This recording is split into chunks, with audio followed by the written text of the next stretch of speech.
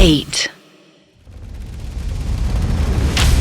ठीक है, हम छोटी को लेकर फौरन पहुंचते हैं डॉक्टर। जैसे ही गंगा ने डॉक्टर से बात करके फोन रखा, वैसे ही काव्या ने घबराकर गंगा की तरफ देखा और बोली, क्या हुआ भैया? क्या कहा डॉक्टर ने? सब कुछ ठीक तो है ना? ये सुनकर गंगा ने काव्या की तरफ देखा और बोला, छोटी, वो डॉक्टर कह रही थी कि उन्हें कुछ अर्जेंट चेक करना है और इसलिए उन्होंने हमें दोबारा बुलाया है। लेकिन अब क्या अर्जेंट हो सकता है भैया? सब कुछ तो उन्होंने पहले ही बता दिया है। इस मामले में हमें कुछ ज्यादा पता नहीं है छोटी। डॉक्टर क्या बताना चाहती है वो तो उनके पास जाकर ही पता चलेगा। उन्हें फोन पर कुछ तो बताना चाहिए था। उन्होंने बस हमें जल्दी से वहाँ पहुँचने को कहा है बस। जल्दी से यू टर्न लेने के बाद गंगा काव्या को लेकर वापस डॉक्टर रूबी के क्लिनिक पहुंच गया, जहां वो सीधे डॉक्टर रूबी से जाकर बोला, बताइए डॉक्टर, आपने इतने अर्जेंटली बुलाया, क्या कोई परेशानी है क्या? डॉक्टर रूबी जो कि थोड़ी सीरियस थी, वो उन दोनों की तरफ देखते हुए बोली, जो भी मैं बताने वाली हूँ उसे सुनकर आपको झटका लग सकता है, इसलिए पहले आप दोनों आराम से बैठ जाइए। सस्पेंस मत बढ़ाइए डॉक्टर, सीधे सीधे बताइए जो भी आपको बताना है। जी डॉक्टर प्लीज, ये मेरी पूरी लाइफ का सवाल है। मिस काव्या, हमें जल्दी से जल्दी आपका एबॉर्शन कराना होगा। क्या? बट ऐसा क्यों डॉक्टर? अरे माना कि काव्या से गलती हुई है, लेकिन आखिर आप एक लेडी ऐसे बातें कैसे कर सकती हैं? अरे आपने हमें समझ कर रखा है? क्या हम आपको इतने गिरे हुए इंसान नजर आ रहे हैं डॉक्टर? एक्सक्यूज मी, आप कहना क्या चाहते हैं मिस्टर गंगा? पहले आप कम से कम मेरी पूरी बात तो सुनिए। हम आगे एक शब्द भी नहीं सुनेंगे डॉक्टर। आपको क्या लगता है कि अंग्रेजी के शब्द पढ़ने से आप सही हो जाएंगी? एक हत्या ही रहती है डॉक्टर। What the? आप आखिर क्या बोले जा रहे हैं? For your kind information, miss Kavya की प्रेगनेंसी नॉर्मल नहीं है और अगर हमने जल्दी कुछ एक्शन नहीं लिया तो सिचुएशन मिस काव्या के लिए क्रिटिकल भी हो सकती है। आपका क्या मतलब है डॉक्टर कि अगर बच्चे को बचाने का कोशिश किया जाए तो काव्या की जान भी खतरे में पड़ सकती है? इनके पेट के अंदर जो बच्चा है उसमें मेजर कॉम्प्लिकेशंस है एंड ऐसे केसेस में बच्चा ग्रो ना कर पाने की वजह से पेट में ही मर सकता है। हम लोग जितना लेट करेंगे ये सिचुएशन मिस काव्या के लिए उतनी ही ज्यादा क्रिटिकल हो जाएगी।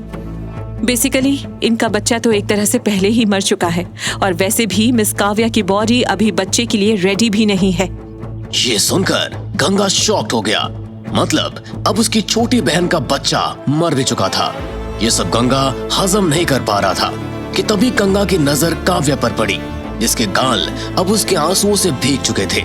काव्या को ऐसे रोते देखकर गंगा ने उसे संभालना चाहा और उसको पास में रखी चेयर पर बैठाते हुए कहा, अरे छोटे, कुछ नहीं हुआ, कुछ नहीं हुआ, अपने आप को संभाल। ये बच्चा तो ठीक से पैदा भी नहीं हुआ है तुम्हारे अंदर, कोई बात नहीं है, कुछ भी नहीं हुआ, तो अपने आप को संभाल। बाकी सबके लिए तेरा बड़ा भाई है ना।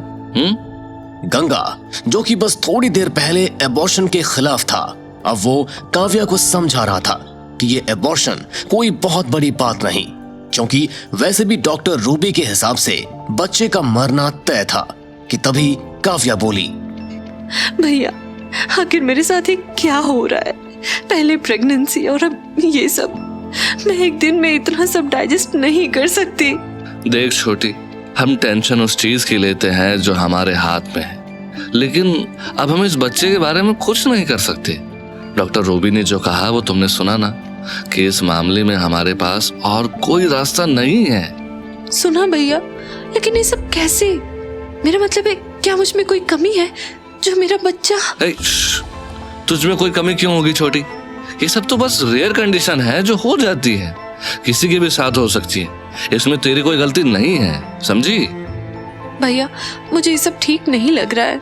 काहे ठीक नहीं लग रहा है? सब कुछ ठीक है, कुछ नहीं हुआ है। वैसे भी भगवान जो करते हैं अच्छे के लिए ही करते हैं, समझी तुम? अब हम डॉक्टर से बात करने जा रहे हैं, तो यहीं पर हमारा इंतजार करना, ठीक है? ठीक है भैया। काव्या से बात करने के बाद गंगा रूबी के ऑफिस के अंदर चला गया और उसने डॉक्टर से पूछा, हम आपकी पूरी बात समझ गए डॉक्टर, अब आप बस ये बताइए कि आगे हमें क्या करना है? अबॉर्शन ही बस एक रास्ता है और कोई ऑप्शन नहीं है। अभी काव्या को प्रेग्नेंट हुए ज्यादा टाइम नहीं हुआ है, इसलिए सिर्फ मेडिसिन के जरिए ही हम इनका अबॉर्शन कर सकते हैं और अभी कोई कॉम्प्लिकेशंस नहीं होंगी। फिर भी आप रेगुलर चेकअप्स के लिए आते रहिएगा, एटलीस्ट 2 वीक्स तक। ठीक है डॉक्टर, हम जल्द ही कर देते हैं, लेकिन इससे आगे कभी कोई... नहीं मिस्टर गंगा, ये वीक स्पर्म की वजह से होता है मेनली, एंड अगर हम इसे केयरफुली करेंगे तो मिस काव्या को फ्यूचर में भी कंसीव करने में कोई भी प्रॉब्लम नहीं होगी। Thanks doctor. मिस्टर गंगा, आप एक अच्छे इंसान हैं, वरना ज्यादातर लोग अपनी बहन को समझने की जगह केवल उसे गालियां देते हैं, लेकिन आपने उसे समझा। नो वंडर कि मिस काव्या आप पर इतना ट्रस्ट करती है। काश सभी लोग आपकी तरह अंडरस्टैंडिंग होते। इसके बाद डॉक्टर रूबी ने कुछ मेडिसिन को प्रिस्क्राइब कर दिया और गंगा काव्या को लेकर वहां से घर चला गया। वो अपने कमरे में जाकर लेट गया। आज वो काफी थका हुआ था और काव्या की प्रेगनेंसी एंड एबॉर्शन, इस सब से गंगा आज दिमागी रूप से भी थका हुआ था। उसने काव्या के बारे में सोचते हुए अपने दिमाग में कहा, बेचारी काव्या, हम तो सोच भी नहीं सकते कि इस वक्त उस पर क्या गुजर रही होगी। गंगा ये सब सोच ही रहा था कि तभी अचानक उसका फोन बजा। उसने जैसे ही फोन उठाकर देखा तो ये राधा का कॉल था। गंगा ने जैसे ही कॉल रिसीव की तो उसे दूसरी तरफ से आवाज आई, गंगा तुम कहाँ हो? आखिर गायब कहाँ रहते हो? कभी दिखते ही नहीं। वो हम थोड़ा काम से बाहर थे, लेकिन आज तुमने हमें कैसे याद किया? कोई दूसरी डेयरी पर स्टिंग ऑपरेशन करने चली गई क्या? गंगा, मैं ना तुम्हें कुछ इम्पोर्टेंट बताना चाहती हूँ, तुम मेरे पास आओ ना। अभी? हाँ अभी, जल्दी आओ गंगा, मैं तुम्हारा वेट कर रही हूँ। राधा, ठीक है हम आते हैं, लेकिन आने में थोड़ी देर हो सकती है। ये कहकर वो राधा के पास जाने के लिए उठ गया। उसे समझ नहीं आ रहा था कि अब इस समय राधा उसे क्या दिखाना चाहती है। ये सब सोचते हुए गंगा जल्द ही राधा के कमरे में पहुंच गया।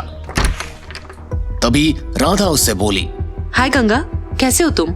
ठीक है, तुम बताओ तुम्हारा क्या जरूरी काम था? मुझे तो तुम आज काफी थके हुए से लग रहे हो। थोड़ा लंबा दिन था आज का। तुम हमें कुछ दिखाने वाली थी? हाँ दिखाने वाली थी ना, मेरे पीछे आते रहो। ये कहते ही राधा गंगा को एक व्हाइट बोर्ड के पास लेकर आ गई और उसने व्हाइट बोर्ड के ऊपर से कपड़ा हटा दिया। व्हाइट बोर्ड पर एक पूरे एरिया का मैप बना हुआ था, लेकिन गंगा ये देखकर समझ नहीं पाया कि ये किस जगह का मैप था। इसलिए उसने राधा से पूछा, राधा, ऐसे ही कहाँ का मैप है? गंगा, ये मैप उसी डेयरी फैक्ट्री का है जहाँ पर हमने स्टिंग ऑपरेशन करने का प्लान बनाया था। तो देखो, मैंने उस दिन जितना देखा उस हिसाब से गायों को लेकर वो इस जगह पर काट देते हैं। इस जगह पर वो गायों को स्टोर करके रखते हैं और इस पूरे एरिया में गायों का दूध निकाला जाता है। हमें कुछ भी करके इस जगह जहाँ पर गायों को काटा जाता है वहाँ पहुंचकर सबूतों को इकट्ठा करना होगा। गंगा तो बस उस मैप को देख रहा था और वो सोच रहा था कि राधा ने कितनी मेहनत की है इसे बनाने में। इसलिए उसने कहा, वाह राधा, इस मैप से तो हमें काफी आसानी होगी।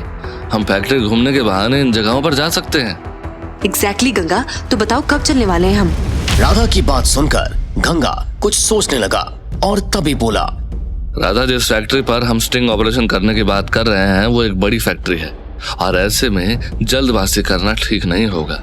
हमें लगता है हमें प्रॉपर डॉक्यूमेंटेशन की जरूरत होगी ताकि हम अपने आप को सच का हलवाई दिखा सके। देखो राधा, एक छोटी सी भी गलती जानलेवा साबित हो सकती है। तुम सही कह रहे हो गंगा, लेकिन हम बहुत ज्यादा लेट भी नहीं कर सकते। तुम्हें पता है ना, हम जितना लेट करेंगे उतना ही। हाँ, हमें पता है राधा, और इसी वजह से हमने अपने एक दोस्त को बोला है कि वो हमें कहीं से पेपर का जुगाड़ करके दे। कुछ फोटोज भी लेने होंगे हमें अपने शॉप्स को दिखाने के लिए। पूरी प्लानिंग की जरूरत है। तुम टेंशन मत लो गंगा, मैंने भी पूरी प्लानिंग कर ली है। और देखो, जो क्वेश्चंस वो हमसे पूछ सकते हैं ये उसकी लिस्ट है और ये उसकी लिस्ट जो क्वेश्चंस हम उनसे पूछेंगे। गंगा ने राधा की लिस्ट की तरफ देखा और उसने कहा, वाह राधा, ये लिस्ट तो बहुत डिटेल्ड है। लेकिन राधा, स्टिंग ऑपरेशन से पहले हमें तुम्हारी एक और मदद की जरूरत है। कैसी मदद गंगा?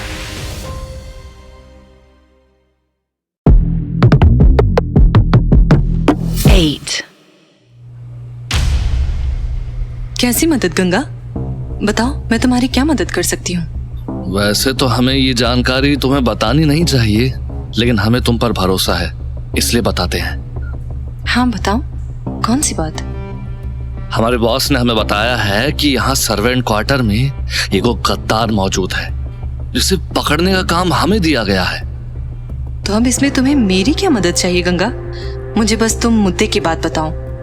वो क्या है ना राधा, हम तो पूरा दिन यहाँ से बाहर रहते हैं, लेकिन तुम तो यहाँ पूरे दिन रहती हो। इसलिए हम चाहते हैं कि हमारे स्टिंग ऑपरेशन पे चलने से पहले तुम इस बात का पता लगाओ। मतलब तुम चाहते हो कि उस स्टिंग ऑपरेशन पर जाने से पहले मैं अपने आप को प्रूव करूं गंगा? नहीं, हम तो खाली अपने बीच के गद्दार को पकड़ना चाहते थे, लेकिन अगर तुम अपने आप को साबित करना चाहती हो तो ठीक है, ऐसा ही सही। ठीक है गंगा, अब मैं जब तक तुम्हारे इस गद्दार को नहीं ढूंढ लेती तब तक मैं तुम्हारे साथ स्टिंग ऑपरेशन पर नहीं जाऊंगी। बाय। ये कहकर राधा अपने क्वार्टर में सोने चली गई।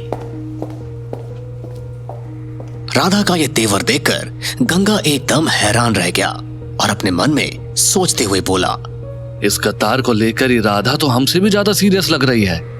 चलो बढ़िया है, कम से कम एक टेंशन तो हमारे सिर से हटेगी। चलो अब सो जाते हैं, वैसे भी कल ऑफिस जल्दी पहुंचना है। एक मुश्किल दिन के बाद गंगा भी आखिरकार अपने क्वार्टर में सोने चला गया। अगली सुबह चंद्रजीत जैसे ही मीटिंग हॉल में पहुंचा तो बाकी बोर्ड मेंबर्स के साथ गंगा भी वहां उसके सामने बैठा हुआ था। गंगा को देखते ही चंद्रजीत उसे टॉन्ट मारते हुए बोला, गंगा, तुम इतनी सुबह सुबह ऑफिस में? आज सूरज पश्चिम से निकला है क्या, या मैं कोई सपना देख रहा हूँ? नहीं चाचा जी, सूरज सही जगह से निकला है और आप भी बिल्कुल होश में ही हैं। दरअसल क्या है ना, आज यहाँ ऑफिस में कुछ खास होने वाला है। ऐसा क्या खास होने वाला है गंगा? कहीं भाई साहब तुम्हारी हरकतें देखकर तुम्हें हमेशा हमेशा के लिए वापस गांव तो नहीं भेज रहे? कौन कहाँ पर जाएगा ये सब तो वक्त आने पर पता चल ही जाएगा, तब तक आप इनसे मिलिए। गंगा के ये कहते ही वहां मीटिंग हॉल में अग्निहोत्री इंडस्ट्रीज के पुराने दुश्मन और नए सीनियर पार्टनर चौटाला की एंट्री हुई, जिसको अचानक वहां पर देखकर चंद्रजीत का मुंह खुला का खुला रह गया। तभी चंद्रजीत को देखकर चौटाला उससे बोला, तो हम अब मीटिंग शुरू करें या पूरे दिन मुंह फुलाकर खड़े रहने का इरादा है? चौटाला का ये टॉन्ट सुनकर चंद्रजीत अपनी जगह पर जाकर बैठ गया। सब लोगों के बैठ जाने के बाद चौटाला ने बताना शुरू किया कि मैंने अग्निहोत्री इंडस्ट्रीज का पूरा डेटा चेक किया है। मैंने नोटिस किया है कि हमारे वर्ल्ड क्लास प्रोडक्ट्स को हमारे देश में तो पसंद किया जा रहा है, लेकिन देश के बाहर इनको कोई जानता तक नहीं है। आखिर ऐसा क्यों है? क्या किसी के पास इस बात का कोई जवाब है? चौटाला की इस बात को काटते हुए और उसका मजाक उड़ाते हुए चंद्रजीत उससे बोला, क्या चौटाला साहब, आपको इतना भी नहीं पता कि ज्यादातर बाहर के देशों में सर्दी ज्यादा पड़ती है और ऊपर से वहाँ की लड़कियाँ ज्यादा गोरी भी होती हैं, इसीलिए वहाँ की लेडीज को मेकअप की इतनी जरूरत ही नहीं पड़ती। चंद्रजीत की ये बात सुनते ही चौटाला तालियां बजाते हुए बोला, वाह चंद्रजीत साहब, वाह, क्या लॉजिक निकाला है आपने। आपके हिसाब से तो मोटे आदमी का पेट हमेशा भरा हुआ ही रहता होगा, उसको खाना देने की कोई जरूरत ही नहीं है। फालतू की पहेलियां मत बुझाइए चौटाला साहब, आपको जो भी कहना है साफ साफ कहिए। तो सुनिए चंद्रजीत बाबू, चौटाला केमिकल्स कई सालों से फॉरेन मार्केट को ही कवर कर रही है और आपकी जानकारी के लिए बता दूं कि बाहर के देशों में लेडीज मेकअप प्रोडक्ट्स की डिमांड यहाँ से कहीं ज्यादा है। चंद्रजीत को चौटाला की इस बात पर बिल्कुल यकीन नहीं हुआ, इसलिए वो दोबारा इस पर सवाल उठाते हुए बोला, अपनी बात को सही साबित करने के लिए आप कुछ भी बोले जा रहे हैं। चौटाला, हम सब गंगा जितने भोले नहीं हैं जो आपकी बातों में आ जाएं। लगता है आपको पता नहीं है कि कोई लड़की मेकअप खाली सुंदर दिखने के लिए नहीं बल्कि कॉन्फिडेंट दिखने के लिए भी लगाती है। मेकअप को अलग गेटअप्स के लिए भी यूज किया जाता है, जैसे कि फॉर एग्जांपल मैरिजेस में हैवी ब्राइट मेकअप यूज होता है, वहीं कॉर्पोरेट जॉब्स में आने से पहले लेडीज हल्का टचअप करती हैं। अगर कैजुअली कहीं जाना है जैसे शॉपिंग या कहीं और, तो अलग मेकअप, यहाँ की हाउसवाइफ्स का भी मेकअप अलग ही होता है और मेरा विजन है कि हम इन सारी नीड्स को केटर करें। और रही गंगा की बात, आपने बिल्कुल ठीक कहा, गंगा भोला है लेकिन वो आपके लोगों की तरह बेवकूफ नहीं है। चौटाला की ये बात सुनकर चंद्रजीत का मुंह बंद हो गया। अपनी हार को सामने देखकर वो चौटाला से दोबारा बोला, लेकिन चौटाला साहब, आपको शायद पता नहीं है कि फॉरेन कंट्रीज में अग्निहोत्रीज इंडस्ट्रीज के प्रोडक्ट्स पहले ही फ्लॉप हो चुके हैं। वो लोग बेटर क्वालिटी के प्रोडक्ट्स को यूज करते हैं। आपको अपनी ही कंपनी के प्रोडक्ट्स की क्वालिटी ठीक नहीं लगती और आप उसके बारे में कुछ कर भी नहीं रहे हैं। चलिए रहने दीजिए, आप इस सब की टेंशन मत लीजिए चंद्रजीत बाबू। चौटाला केमिकल्स के डिस्ट्रीब्यूशन और नए नेचुरल ब्यूटी प्रोडक्ट्स की मदद से मैं अग्निहोत्री इंडस्ट्रीज के प्रोडक्ट्स को फॉरेन में भी घर घर पहुंचाने को तैयार हूं। चौटाला की ये बात सुनकर चंद्रजीत के चेहरे पर एक मुस्कुराहट आ गई और वो चौटाला पर इल्जाम लगाते हुए बोला, अब आया ना तुम्हारा असली मकसद। तुम्हारा डिस्ट्रीब्यूशन तो खाली एक बहाना है, असल में तो तुम हम अग्निहोत्रियों का पूरा बिजनेस हड़पना चाहते हो। चंद्रजीत, तुम्हारी सोच तुम्हारी तरह छोटी ही रहेगी। मुझे पता था कि तुम्हारे मन में ये घटिया बात जरूर आएगी, इसलिए मैंने अपनी चौटाला केमिकल्स का मर्जर कल ही अग्निहोत्री इंडस्ट्रीज के साथ करवा दिया था। चौटाला की ये बात सुनकर चंद्रजीत एकदम सन्न रह गया। उसके पास कहने को कुछ नहीं बचा था, लेकिन फिर भी गंगा बोर्ड मेंबर्स के सामने चौटाला और अग्निहोत्री के मर्जर के फायदे गिनाते हुए बोला, हमें आप सबको बताते हुए खुशी हो रहा है कि चौटाला केमिकल्स की मार्केट वैल्यू पूरे 1500 करोड़ है, जिसको उन्होंने सिर्फ दोस्ती का हाथ बढ़ाने के लिए 500 करोड़ में अग्निहोत्री इंडस्ट्रीज के नाम कर दिया है। इससे न सिर्फ हमारा फायदा होगा बल्कि हमारे कस्टमर्स को भी बेटर क्वालिटी के प्रोडक्ट्स मिलेंगे। इससे चौटाला केमिकल्स और अग्निहोत्रीज दोनों का ही फायदा है और इसीलिए ही इस मर्जर का हिट होना तय है। गंगा की स्पीच सुनकर वहां सबने तालियां बजाने शुरू कर दी। कुछ और इंपॉर्टेंट पॉइंट्स को डिस्कस करने के बाद गंगा इस मीटिंग को एंड करके वहां से निकल गया। आज उसने थोड़ी देर शूटिंग को देखने का सोच रहा था। वैसे तो उसने अग्निहोत्रीज प्रोडक्शन की कमान पूरी तरह से सौरभ को दे दी थी, लेकिन फिर भी वो टाइम टू टाइम शूट पर विजिट कर लिया करता था। वो जल्दी ही शूटिंग लोकेशन पर पहुंचा और वास्तव में वहां पर काफी अच्छा सेट बना हुआ था। इस सेट को देखकर गंगा ने अपने मन में सोचा, हमारा फैसला आखिरकार बिल्कुल सही था। ये सौरभ है तो काम का आदमी, बस चंद्रजीत चाचा के साथ रहकर बिगड़ गया था। चलो, इसका टैलेंट कम से कम अब तो हम इस्तेमाल कर ही पा रहे हैं। गंगा आगे बढ़ने लगा तो उसने देखा कि सेट के पीछे ही आयशा का मेकअप हो रहा था। गंगा ये बड़े ध्यान से देख रहा था और अपने आप बड़बड़ाने लगा, अरे हॉलीवुड में भी मेकअप का काफी डिमांड रहता होगा। हमें किसी हॉलीवुड के प्रोडक्शन हाउस को पकड़ना चाहिए जिससे हमारा ब्रांड वहां के एक्ट्रेसेस के बीच में फेमस हो जाए। गंगा ये सब कह ही रहा था कि तभी एक आवाज से उसका ध्यान टूटा। आयशा मैम, शॉट रेडी है। ओके, मैं 5 मिनट्स में आती हूँ। गंगा शूटिंग को डिस्टर्ब नहीं करना चाहता था, इसलिए वो शूटिंग से थोड़ा दूर ही खड़ा रहा। उसने देखा कि आयशा ने अपना डायलॉग बोलना शुरू कर दिए थे। Lights, camera, action. तुम ये ठीक नहीं कर रहे हो। मैं बस तुम्हें चाहती थी सिड, लेकिन तुमने ना सिर्फ मुझे ठुकरा दिया बल्कि मुझे इस आयशा एकदम से डायलॉग बोलते बोलते बीच में ही रुक गई। गंगा सब कुछ बड़ी ध्यान से देख रहा था। तभी डायरेक्टर बोला, टेक 2, कैमरा रोलिंग, एक्शन। तुम ये ठीक नहीं कर रहे हो। मैं sorry I just need a minute. Cut, take your time Ayesha. ये सब देखकर आज डायरेक्टर भी काफी हैरान था। एक टेक में शॉट देने वाली आयशा आज टेक 2 में भी सीन नहीं कर पा रही थी। लगभग 1 मिनट बाद आयशा ने एक लंबी सांस ली और थम्स दिखाया। Camera rolling, take 3, action. तुम ये ठीक नहीं कर रहे हो। मैं बस तुम्हें चाहती थी Sid. Cut, what's wrong with you Ayesha? ये तो एक टेक वाला शॉट है और ये तो डायलॉग भी बहुत ज्यादा बड़ा नहीं है। Sorry sir. It's okay Ayesha. Everyone, 10 minutes break. दूर से बैठा गंगा सोच रहा था।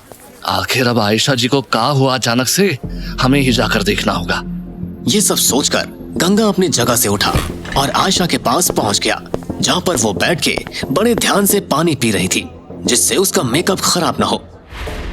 तभी उसने गंगा को देखा और कहा, आप भी आए हैं आज शूटिंग देखने? आए तो हैं, लेकिन अभी तक एक भी शॉट नहीं देख पाए। वो गंगा जी, मुझे माफ कीजिएगा, मैं सबका टाइम वेस्ट कर रही हूँ। अरे वो सब छोड़िए, ये बताइए कि हुआ क्या है, कुछ प्रॉब्लम है क्या आपको? कुछ दिक्कत हो रहा है तो हमें बताइए ना, क्योंकि आज आप हमें बहुत ही अनकंफर्टेबल सी दिख रही हैं।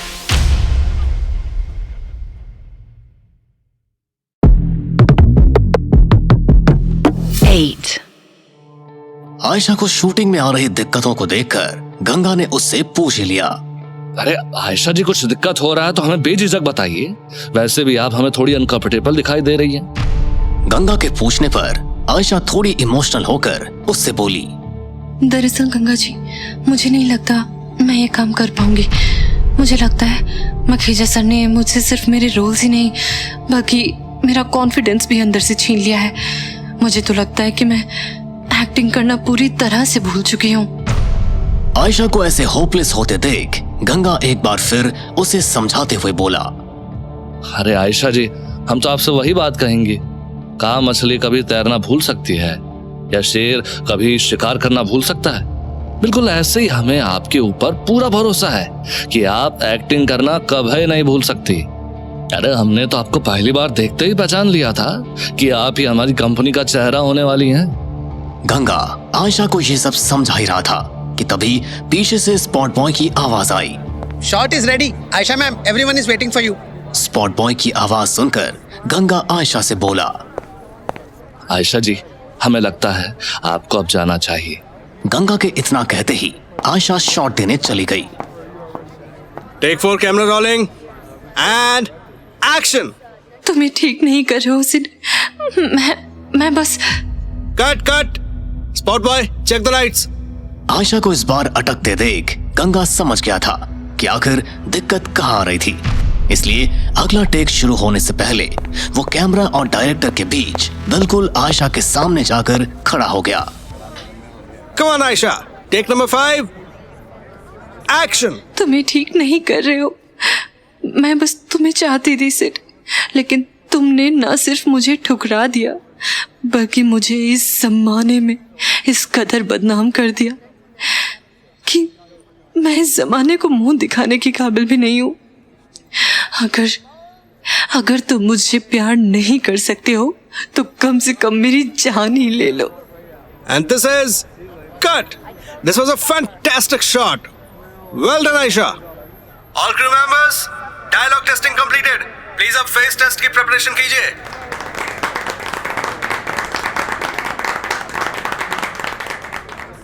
परफेक्ट शॉट देने के बाद आयशा का कॉन्फिडेंस काफी बढ़ चुका था। वो सीधे गंगा के पास भागती हुई गई और उससे बोली, थैंक यू गंगा। अगर तुम नहीं होते तो मैं कभी भी अपना खोया हुआ कॉन्फिडेंस वापस गेन नहीं कर पाती। You are like an angel for me Ganga. Ayesha के मुंह से अपने लिए इतनी करीब से तारीफ सुनकर गंगा एकदम अनकंफर्टेबल हो गया और आयशा से थोड़ा दूर हटते हुए बोला, चलिए आयशा जी, हमारे यहाँ आना अब सफल हो गया। आप जब तक अपना फोटो शूट कराइए, हम अब चलते हैं। एक तरफ गंगा जी तोड़ मेहनत करके कंपनी की नई नेचुरल क्रीम के एड कैंपेन के लिए कोई कमी नहीं छोड़ना चाह रहा था, वहीं राधा भी सर्वेंट क्वार्टर में मौजूद गद्दार को ढूंढने में लग गई थी।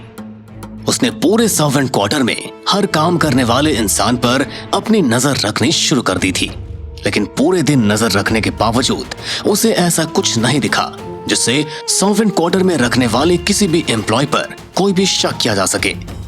सफाई वाला सफाई कर रहा है, लॉन्ड्री एरिया में भी कोई मिसिंग नहीं है, किचन में भी सभी नॉर्मल है, गार्डनर तो सुबह ही अपना काम करके चले जाते हैं, ड्राइवर्स को तो गैराज के अलावा कहीं की एक्सेस ही नहीं है।